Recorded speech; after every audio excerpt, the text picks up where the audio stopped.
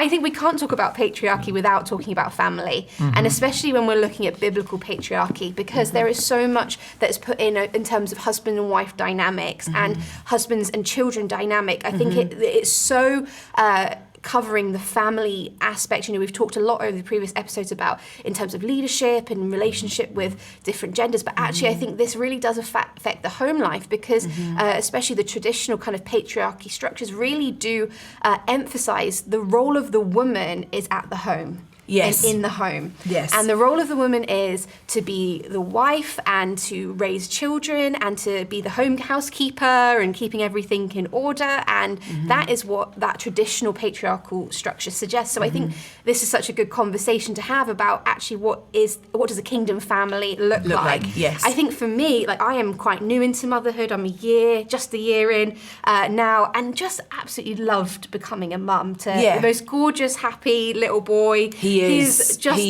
Oh, he is just our joy and delight. Yeah. But in becoming a mother, I found myself really hitting up against patriarchal, I would say almost kind of unspoken messages and tone that was set that I didn't necessarily always prescribe to, but it was just so culturally embedded into life that I really struggled with the thought of, I know I'm meant to be a mother, and it is my joy to be a mother, but there are other areas of my life which I'm also called to be, and that role as a prophet and to be in ministry and to be successful in a career and those things that drive me and give me life and excitement. Suddenly I found that if I pursued that, then the messaging that I got from people around me was that I was not a good mother, that I was neglectful of my son, that I was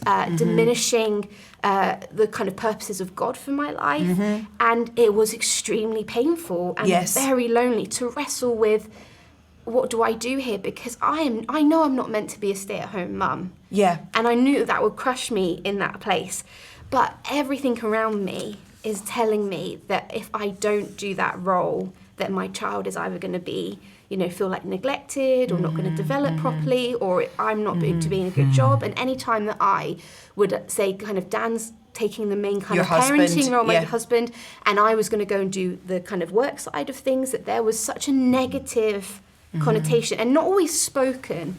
And it was these undertones that actually, I think, really robbed me of my first year of mothering. The guilt and the shame that the patriarchy caused me to live under is still something that I think to this day I'm wrestling to come out of. You can hear it in the tone of your voice as we watch it.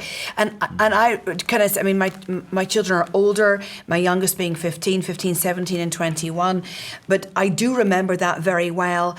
And the sheer burden of painful guilt and shame, and the misunderstanding that my children are raised by the family of a husband and wife team, the family of grandparents, the family of the church community, this different levels of responsibility, obviously, but well-adjusted children in this amazing, robust kingdom community. And the fact that if I was in the fullness of my call, they were going to be at their most released and happy. And that in no way was a neglectful thing. No. I got to the point where people were so rude. Can I say rude? Who's got your children? Or who? And I'd be like, in my body, in my internal workings, I'd be going, it's none of your business, because they were complete strangers. And people's sense of pastor markability, to the point where I then got so fed up that I'd say to them, you wouldn't ask that question to a man. I'd literally be in their face. You wouldn't ask that question to a man, would you? Why are you asking me? Is my husband not enough? Is my husband not considered a decent father to have time with his children? Is my husband substandard in some way? That my children are only okay if I would really be in people's faces over it, because to be fair, this is after years. It's maybe not my politest moment. I do get that I was really like, what are you doing? And I've had people come and say to me, you need to let that part, the kind of person you were before Malachi, my son, die.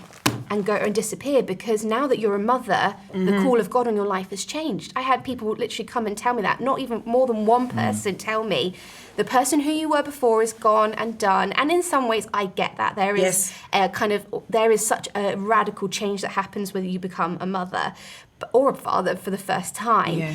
But that person didn't die. And the amount of people that told me, you need to let go of those dreams, those ambitions, because now the call of God on your life is to be at home with your child, raising them. And this is no criticism to people who feel called to be a stay-at-home mother at all. But it's the thing with the patriarchy. It says this is the only place you have now. That's it. It's a zero option outcome. Rather than actually the kingdom of God says, be everything you're made to be. Yes. I have amazing friends who have always known they're called to be at home with their kids, and they thrive in it and they come alive in it. But I'm like, I've always known that's not who I'm meant to be, not just that. And so it's the wrestle, but it is just the constant kind of guilt and the shame and the condemnation. And what I've found is with the patriarchy, there are such hidden messages that are spoken that subconsciously you take on, that become core beliefs inside of you that no one ever necessarily spoke or decreed over you. You know, often we do with like the kind of ungodly belief systems and things like that. Actually, it was just so inherent in the culture and so inherent in my upbringing and everything that it became such a core of who I am, but it wasn't God who defined that. And how now I'm kind of trying to dig deeper into untangling myself from these subconscious messages that I have picked on and taken up, that not my husband didn't put on me, that you guys as my church leaders didn't put on me, that my family hasn't put on me, but it's just from what I have observed from the looks and the tone and different things that I have taken on that are not rightly to be there. And I think as we have this conversation, I'm really hoping that we start to see for women who are feeling that guilt and that shame and the weightiness, that it breaks, and that you find actually, like you said, I remember an amazing mentor of mine, Patricia Bootsma, said to me, for your kids to be the fullness of who they are meant to be, you have to wholeheartedly chase after the call of God on your life. And only then will you see your kids become who they're meant to be. And I mean, she's got 6 phenomenal children that are all pursuing the call of God on their lives. And I'm thinking that's because you had a mother that demonstrated how to do it. And so for me, I'm like, right, every time I feel that shame, I'm thinking, right, I'm pursuing the call of God on my life, and my son will see that modelled, and he will know what it looks like to run after God wholeheartedly.